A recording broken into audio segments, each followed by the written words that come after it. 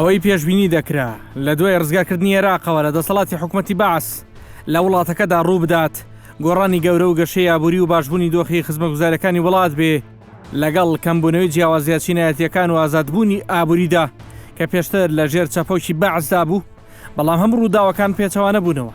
هەندێک سەرچاوی نافەرمی ئاشکرایان کردووە ڕێژەی هەژاری لە دوای ئەو ساڵەوە لە 150 زیادی کردو لە عێراقدا. ئەمە جیا لە ژمارەی گەورەی ڕێژەی بێکاری.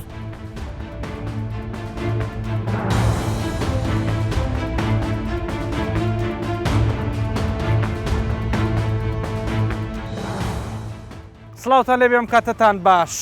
لە حەیتارقم لە مەدینە سەدری بەغداد لێرە لەم ناوچەیە وێرانەیەک دەبینن. لە دوای 2003ەوە عێراق و بەغدا و دەوروبەری دەبێتە پارچەیەک لە کاولە و لەبوونی خۆڵ و زبڵ و خاشاک و نەبوونی خزمەتگوزاری وشە کاتێکدایە عێراق 160 تریلیۆن دینار قەرزارە و دەوترێت نوقمی گەندەڵی و فەساد بووە. لەسەرم بابەتە بنکۆڵکاری ئەنجام بدەین، لەگەڵمان بن. لێرە یەکێک لەو سیمانەی کە مەدینە سەدری بەغدایی پێدەناسرێتەوە بوونی ژمارەیەکی زۆری تووکتووکە کە هاوڵاتیانی هەژارنشین بۆ گواستنەوە بەکاری دەهێنن، بەڵام بە ڕێژەیەکی زۆر و بەرچاو لەسەر شەقامەکان دەبینرێن. لێرە لە مەدینە سەدری بەغدا دەچینە ماڵی سەرۆکی یەکێک لە عەشیرەتەکانی ناوچەکە بە تامەزرەوەی و پێشوازیان لێکردین بۆ ئەوەی دەردەدڵی خۆیان بکەن.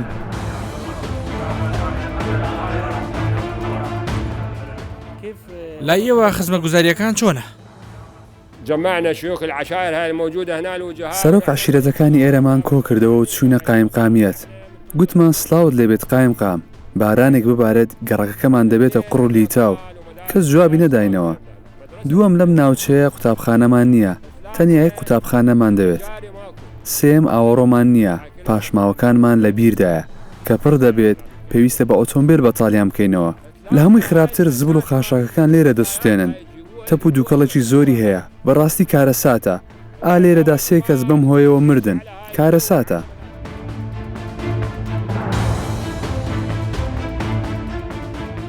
قضية مخزية إنه إحنا اليوم شەرمەزاری لە ساڵی 2020دا بیت لە حکوومەت بپاڕێتەوە تاکو شەقامێکت بۆ قیرتاو بکات، سەری وڵاتانی کەنداو بکە. ئیمارات مانجی دەستکردی دروست کرد.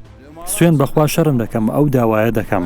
لە ساڵی 2020دا شەقامەکانمان قیرتاو نەکراون، ئاوەڕۆمان نییە، ئەومان نییە. جگە لەمانەش زبڵ و خاشەکەکانیان دەهێڵنەوە. ئەم ناوچەیە کە هەمووی شوێن نیشتەجێبوونە دووکەڵ دەچێت بەسەرماندا تاوکو ئێستاش 3 کەس مردوون. ئێمە لەم جیهانەدا دابڕاوین. ئێمە ئاوەتەخوازین 2 هەفتە جارێک هەڵبژاردن بکرێت چونکە کاندیدەکان بۆ کۆکردنەوەی دەنگ دێنە ئێرە. سۆپا و بەتانی وشت و مەکمان دەدەنێ. بەڵێنی قیرتاوکردنی شەقامەکانمان پێدەدەن، 2 مەتر قیرتاو دەکەن دواتر دەڕۆن. چونکە کاندیدەکان دێن و بەڵێن دەدەن و درۆمان لەگەڵ دەکەن و دوایش هەڵبژاردن دەڕۆن. بۆیە ئێمە بە هەڵبژاردن دڵخۆشین چونکە کاندیدەکان دێن و بەڵێن دەدەن و درۆشمان لەگەڵ دەکەن، دوایی هەڵبژاردن دەڕۆن. یەکێک لە سەرچاوە گەورەکانی بەهەدەردانی داهاتی عێراق دەواازە سنووریەکانە کە بە درێژەی ساڵانی ڕابردوو بەدەست میلیشیا چەکداریەکان و حیزبە سیاسیەکانی وڵاتەوە بووە دوور لە دەسەڵاتی حکوومەت. هەرچەندە لە دوای دەست بەکاربوونی مستەفا کاظمی بەسەرۆکوەزیرانی عێراق بەڵێنی زۆریدا بۆ چارەسەرکردنی تەنگژە داراییەکان و بێدەسەڵاتی حکوومەتی عێراق لە بەرامبەر بە فیڕۆچوونی داهاتی گشتیدا، بەڵام کارەکانی کاظمی ئەنجامی بەرچاویان بەدەستەوە نەداوە تا ئێستا.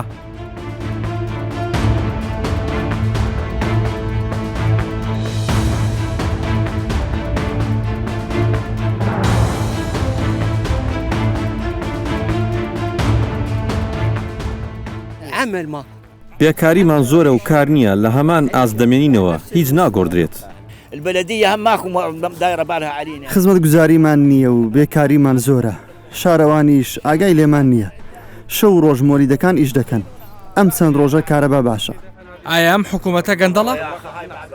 وەڵا نازانم براکەم، خدا دەزانێت گەندەڵ نییە خودنە.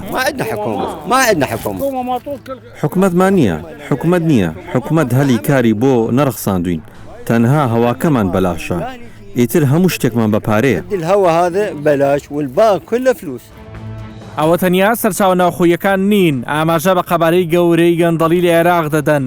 بە پێی پۆلێندبەندی ڕێکخراوی شەفافیەتی نێودوڵەتی لە ساڵی 2009دا عێراق بە گەندەڵترین وڵاتی جیهان دەستنیشان کراوە.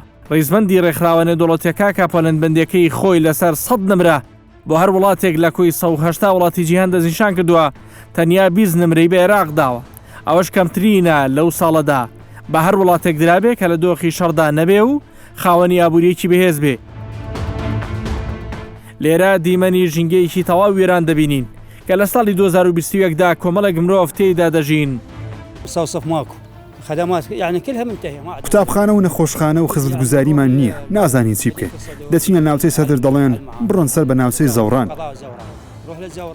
تەنانەت ژینگەکەتان زۆر خراپە. وەڵا ڕاست دەکەین خراپە. ئایا ئەو گەلە شایانی ئەو حکوومەتەیە؟ بەڵێ شایستەی ئەم حکومەتەین حکومەتێک 35 ساڵ چاوەڕێمان دەکرد فەرم و ئەمە دەرچوو. كلها ضحت. ئەو ماڵانەی ئێوە بینیتان هەمویان قوربانیان داوە و خاوەنی کەم ئەندام و شەهیدن. لەم گەڕەکە ئەفسەر و فەرمانبەری حکوومەت نیشتەجێن، بەڵام بەداخەوە مرۆڤ کاتێک قوربانی دەدات دەبێت پاداش بکرێت. ئێمە هیچمان ناوێت جگە لە خزمەتگوزاری، داواکاری قورسمان نییە لە حکوومەت، تەنها مافی خوێن و قوربانیەکانمان دەوێت. قوربانیمان داوە و داوای پاداش دەکەین، ڕاستەیان نا. ئێمە عێراقی نین، ئەگەر عێراقی نین با بزانین تاکو ئەم وڵاتە جێ بهێڵین. هەڵبژاردنەکان زۆر نزیکن. ئایا ئێوە بەشداری هەڵبژاردنەکانەکەن؟ سەبارەت بە خۆم بەشداری هۆکار ناکەم. چییە؟ هۆکارەکەوەیە هیچیان پێشکەش بەگەڵ نەکردووە. گەلێکین قوربانیمان بۆ ئەم نیشتیمانە داوە. دەستەیەکی ژمارەکەم کۆنتڕۆڵی ملیاران دۆلاری ساڵانەی بودجەی وڵاتەکان کردووە. ناتوانرێ وڵاتانی وەک لیبیا، سۆدان، یەمەن، سووریا و سۆماڵ بە گەندەڵتر لە عێراق ناو ببرێ، چونکە ئەو دەوڵەتانە هەمداهاتیان یەکجار کەمە، هەم خاوەنی ئابووری لاوازن و جەنگیشیان تێدەکەوێ ناو بەناو. هاتوومەتە لای وتەبێژی وەزارەتی بازرگانی حکوومەتی عێراق کاتی تۆماری ئەم پرۆگرامە سەرەتای مانگی ڕەمەزانی پیرۆزە. وەزارەتەکەی ئەو کات بڕیاری دابوو بە تەنیا لە مانگی ڕەمەزاندا 2 جار بەشە خۆراکی مانگانە بدا بە هاوڵاتیان، بەڵام ڕەمەزان و جەژنیش کۆتایی هاتوو بەڵێنەکەش نەبرایە سەر لە کاتێکدا بڕی بودجەی تایبەتی بۆ تەرخانکرا بوو. دەستەی دەستپاچی دەکۆڵێتەوە و دەستەی داراییش لێکۆڵینەوە دەکات و لیژنەی دارایی پەرلەمانی عێراق لە وزارەتی بازرگانی دەکۆڵێتەوە. بەڵام هۆکارەکە دیارە کە کەمی تەرخانکردنی پارەیە بۆ ئەم وزارەتە. ئەمە هۆکارێکی سەرەکیە کە وزارەتی بازرگانی بەباشی ڕۆڵی خۆی ناگێڕێت لە بەشە خۆراکی مانگانەدا. دەمانەوێت کەرەستەکانی بەشە خۆراک جێگیر بکەین، بە تایبەتی بڕیارماندا لە مانگی ڕەمەزاندا 2 جار بەشە خۆراک دابەش بکەین. بەش یەکەمان دابەش کردووە وا خەریکی ئامادەکارین بۆ بەشی دووهەم. لە هەموو عێراق و هەرێمی کوردستانیش ناوچەکانی هەرێمی کوردستان هەروەکو پارێزگەکانی عێراقن. ئایا ڕاستە بەشە خۆراکی مانگانەی هەوڵاتیان بۆ تا قوربانی گەندەڵینە وەزارەتی بازرگانی؟ ئەمە قسەیەکە بۆ کەمکردنەوەی وزارەتی بازرگانی. وزارەتەکەمان بە هەمان شێوی دامدەستگاکانی حکوومەت دەستەی دەستپاچی چاوی لەسەر و ملکەتی یاسا و دەستەی دەستپاچیە و ملکەتی لیژنەی دارایی پەرلەمانە. ئەگەر گەندەڵیەک هەیە دەتوانن بە یاسایی مامەڵی لەگەڵدا بکەن. ئایا بەژەوەندی و ڕێکەوتن نییە؟ بە هیچ شێوەیەک ئەگەر هەبێت ئەوە چاودێرەکانی حکوومەت دەیدەنە دادگا، لە ڕاستیدا دەیان کەس دراونەتە دادگا و هەیە زیندانی کراوە.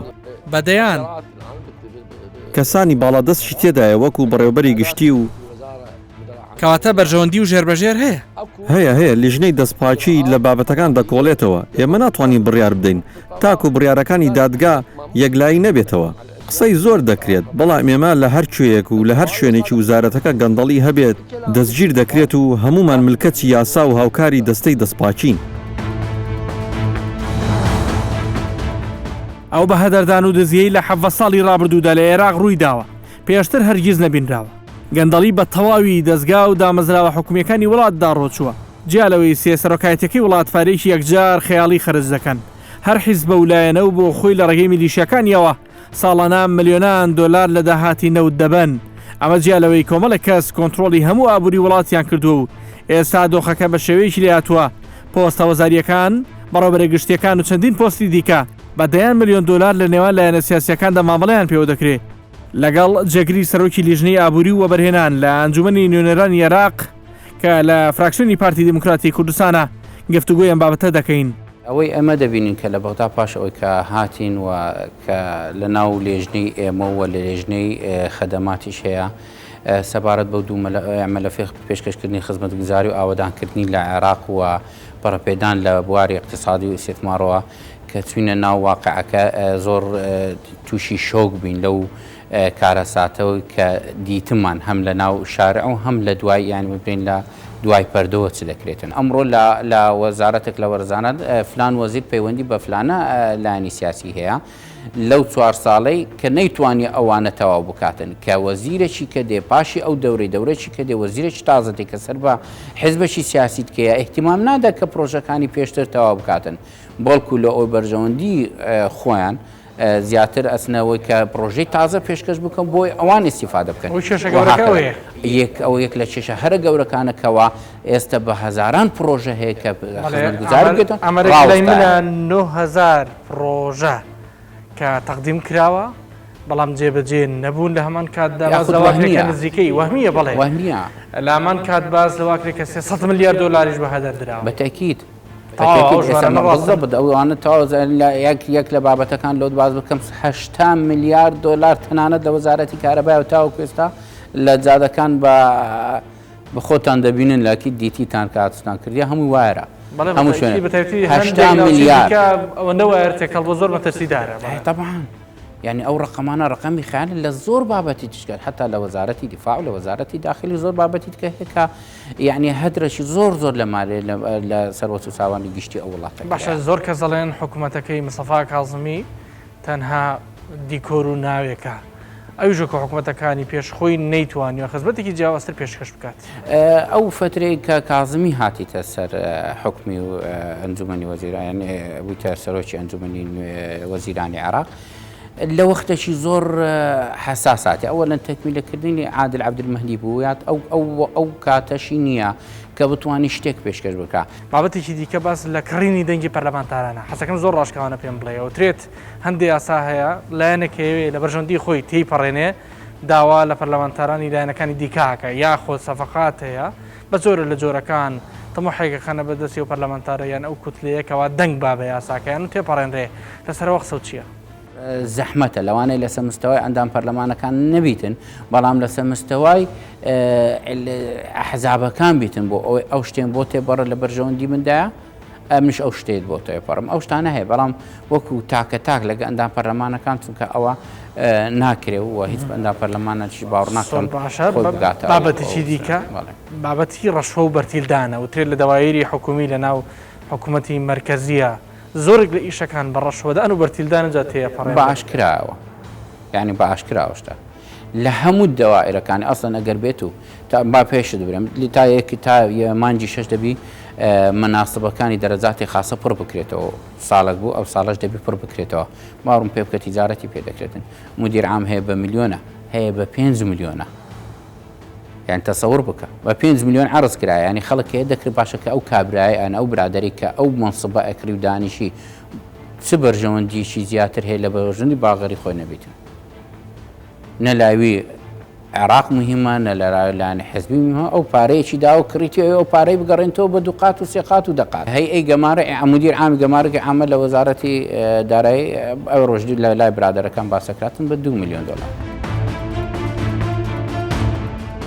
عێراق 160 تریلیۆن دینار قەرزارە کە دەکاتە 134 میلیارد و 400 میلیۆن دلار ئەوە بەهای قەرزە دەرەچیەکانی حکوومەتی عێراق و قەرزە ناوخۆیەکانی لەسەر نییە بڕی پارە دزراوەکان بۆ شارەزایان و چاودێرانی ئابووری لە عێراقدا شتێکی نوێ و ژمارەیەکی شۆکهێنەریش نییە بەڵکو پسپۆڕانی ئابووری دەڵێن پارە دزراوەکان زۆر لەوە زیاترە کە ئاشکرا بوون عملية تقسيم کردداری دابشکردنی پۆستە ئیداری و وزاریەکان لە نێوان حزبەکان لە دوای ئەنجامدانی هەڵبژاردنەکان دێتە ئاراوە ئەوەش دوای کۆتایی هاتنی هەموو خولێکی هەڵبژاردن دواتریش دەستنیشانکردنی خەڵکانی گەندەڵ بۆ بەڕێوەبردننی وەزارەت و دەستەکان هۆکارێک دەبن بۆ ئەوەی ئەوان پۆستەکان لە خزمەتی حزبەکانیان و بەرژەوەندی تایبەتەکانیان بەکاربهێنن لەلایەکی ترەوە لە ماوەی 18 ساڵی ڕابردوو کەسی شیاو لە شوێنی شیاودا نەندراوە لە دوای 2003ەوە لەکان پۆستە؟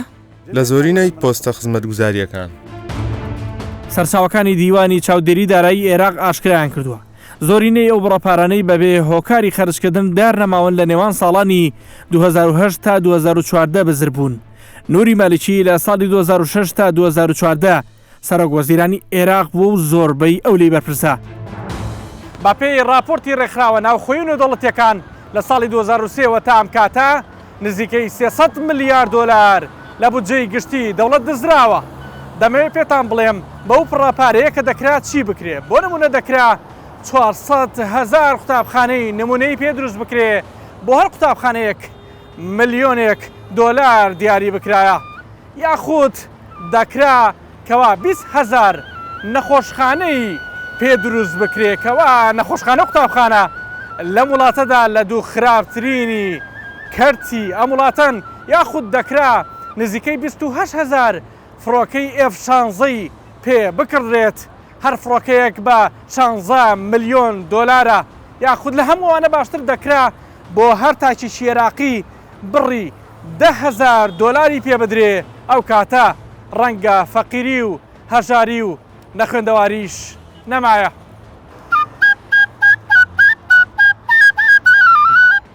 ئەم پیاوە بە بلوێرەکەی دەستیەوە، ئەوەی لە ناخیدای هەڵی دەڕێژێ، دواتریش بە بەستەیەک دۆخی گرانی خۆیان دەگێڕێتەوە. أنا وجيبي تلا طمنا وبتشينا مبلس والفقر يشهد علينا احنا جيوبنا صغار ما تاخذ الدولار احنا جيوبنا صغار ما تاخذ الدولار أنا وجيبي تلا طمنا وبتشينا. عێراق بەر لە ساڵی 2023 تەنیا 750,000 فەرمانبەری هەبوو، ئێستا ژمارەکە گەیشتۆتە 4.5 ملیۆن فەرمانبەر، زۆری نیشان داوام ناکەن. ئەوەش لە کاتێکدا حکوومەتی عێراق بە تەنیا بە 500,000 فەرمانبەر بەڕێوە دەبرێ. زۆرترینی بندیوارەکانیش لە وەزارەتە سەربازیەکانی وەک بەگرین و ناوخۆ و دامودۆزگاکانی ئەو دوو وەزارەتەدان، بە تەنیاش لە نێوان هێزەکانی حەشدی شابیدا کە موچەکانیان لەلایەن حکوومەتی عێراقەوە دەدرێ 82,000 بندیوار هەن. شلون دولة؟ لأن هي تكتلات صايرة، يجي التعيينات تجي هاي كل من جماعتك. چۆن وڵاتێکە هەموو بوو بە گروپ و دەستە، کاتێک دامەزراندن دێت هەمووان دەستە و گروپەکانی خۆیاندا دەمەزرێنن، هەژارەکانیش بێکار دەمێننەوە تا مردن لە شوێنی خۆیان، حکوومەت دەگۆڕدرێت، بەڵام هەژارەکان قەت ناگۆڕدرێن، هەمووان زوڵمیان لێ دەکەن. ئێستا یاسای بودجە تێپەڕی هەمووان بەشی خۆیان برد و بیریان لە هەژارەکان نەکردەوە. بەشێک لە لایەنگرانی گروپەکان دوو موچیان هەیە، چینی هەژاریش یەک موچەی نییە. باباسی خۆم بکەم، 5 منداڵم هەیە، بەڵام تاکو ئێستا 1 دینارم لە حکوومەت وەرنەگرتووە، 1,000یش. کەسانێک هەیە 4 موچە لەم وڵاتە وەردەگرێت، هەشە 1 دینار وەرناگرێت. بەرامێنانی نەوت و نەپاڵاوتنی لە ناوخۆدا بە پێی پێویستی وڵاتەکە لە بەنزین و غاز و نەوت وای کردووە لە 2023 تا ئێستا حکوومەت زیاتر لە 50 ملیار دۆلار لەو کارەدا خەرج بکە، کە ئەوەش بە هەدەردانیشی گەورەی پارەی وڵاتەکەیە. لە کاتێکدا چەندین پاڵاوگەی گەورەی سوتەمەنی لە وڵاتەکەدا هەن، بە جۆرێک لە جۆرەکان پەک خراوەنیان وەک پێویست سوتەمەنی بەرهەم ناهێنن. 18 ساڵ بەسەر پرۆسەی ئازادی عێراق و کاولبوونی بەغدایە تێپەڕی. بە پێی راپۆرتێکی ڕێکخراوی شەفافێتی نێودەوڵەتی بۆ ساڵی 2019 عێراق گەندەڵترین وڵاتی جیهان بووە. لە 2023 نزیکەی 9,000 پرۆژەی وەهمی جۆراوجۆر نووسراون، بەڵام پارەکانیان خورا و زۆری پرۆژەکان جێبەجێ نەکران. هەر بۆیە دەبینی چەندین بینا لە 2023 بەو جۆرە بە کاولی ماونەتەوە.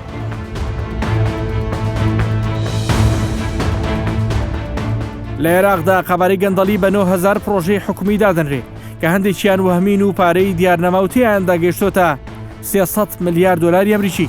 بۆ نمونە نەوت خانوبەرە بە قاچاغبردننی پارە، قاچاقچێتی دەواازە سنووریەکان، گومرگ، زێڕ، بەندینخانەکان و چەندین جێگەی دیکە. هەمووی دۆسەی گەندەڵیان تێدا، هەندێکیان لە چوارچێوەی یاساییدا دەکرێن، وەک دزینی نەوت و بەرهەمەکانی، یاخود دزی ڕاستەوخۆ لە دامەزراوەکانی کەرتی نەوت.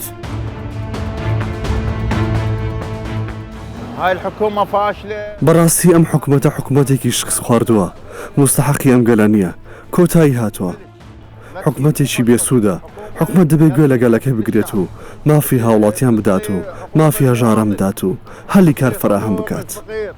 گەندەڵی پێشتر کارێکی تاکە کەسیانە بوو، بەڵام ئێستا بۆتە دیاردە. لە دەستەی دەستپاچی عێراق نزیکەی 2700 دۆسی سکاڵا لەسەر گەندەڵی هەبووە. بەهاکەی بە نزیکەی 7 ملیارد دینار دەستنیشان کراوە. دوا راپۆرتی دەستەی دەستپاکی عێراق لەبارەی خەبارەی کارەکانی و هەوڵدان بۆ لێپرسینەوە و لە ناوبردننی گەندەڵی لە وڵاتدا لە ساڵی 2009دا دەرچووە. دەستەکە لە سەرانسەری وڵاتدا و لە ماوەی 2009دا توانیوێتی بڕی 2 تریلیۆن و 848 ملیار و 53 میلیۆن و 153,792 دیناری عێراقی بگێڕێتەوە غەزنەی دەوڵەت. لێرە پێشەنگایەکی کەرەستەی جەنگی و سەربازی ناوخۆی و بیانی بۆ ماوەی چەند ڕۆژێک بەردەوام بوو. بەشێک لەو کەیسانەی گەندەڵی کە باز دەکرا لە مەسلەی کڕینی چەکدا بووە لە وەزارەتی بەرگری و ناوخۆدا ئاشکرا بوون. ئەوەش لە کاتێکدا زیاتر لە 27 ملیار دلار درابوو بەو چەکانەی کە بە تەواوی لە ساڵی 2014دا کەوتنە دەستی چەکدارانی داعش. زۆر لایەن یارێنی تێدا یەکەم نرخەکانمان ململانێ دەکات لەگەڵ نرخی دەرەچی، دووەم پارەکانمان ناچێتە دەرەوەی وڵات، سێمیشیان هەلی کار بۆ هەوڵاتیان فراهەم کراوە. ئێمە ناهێڵین پارەکانمان بچێتە دەروی عێراق وەرە ناوخۆدا بەگەری دەخینەوە. منیش ئەو بەرهەمە پێشکەش دەکەم کە هاوتا لەگەڵ بەرهەمی هاوردەکراو. هەموو چەکەکانمان دەچێتە تاقیگا لایەنی پەیوەندیدار، لەوێ لە مەیدانی جەنگ تاقی دەکەینەوە. دڵنیایی ئەوان بەدەست دەهێنین. ئێمە دڵنیاین لە بەرهەمەکانمان. هەموو سەرچاوەکان کۆکن لەسەرەوەی گەندەڵی لە عێراقدا دەریایەکی بێبنە و لە دوای 2023ەوە پارەی خەیاڵی وڵاتەکە لە هەموو بوارەکاندا بەبێ جیاوازی بە هەدەر دراون و دزیان تێدا کراوە. قازانجەکە بە پلەی یەکەم بۆ حیزبە سیاسیەکانی وڵات و سەرکردەکانیان و دارودەستەی ئەو سەرکردانەیە. ئێرە وێزگەیەکی پاککەوتوی شەمەندەفەرە کە پێش ساڵی 2023 ڕژێمی پێشووی عێراق هەموو ئەو بەرد و کەرەستە تایبەتیانی بۆ هێنابوو بۆ ئەوەی نۆژەنی بکاتەوە. بەڵام ڕژێمی پێشووی عێراق ڕووخاو هیچ کام لە حکوومەتەکانیش لە دواتر نەیانتوانی بەردێکی لێ بخەنە سەربەرد.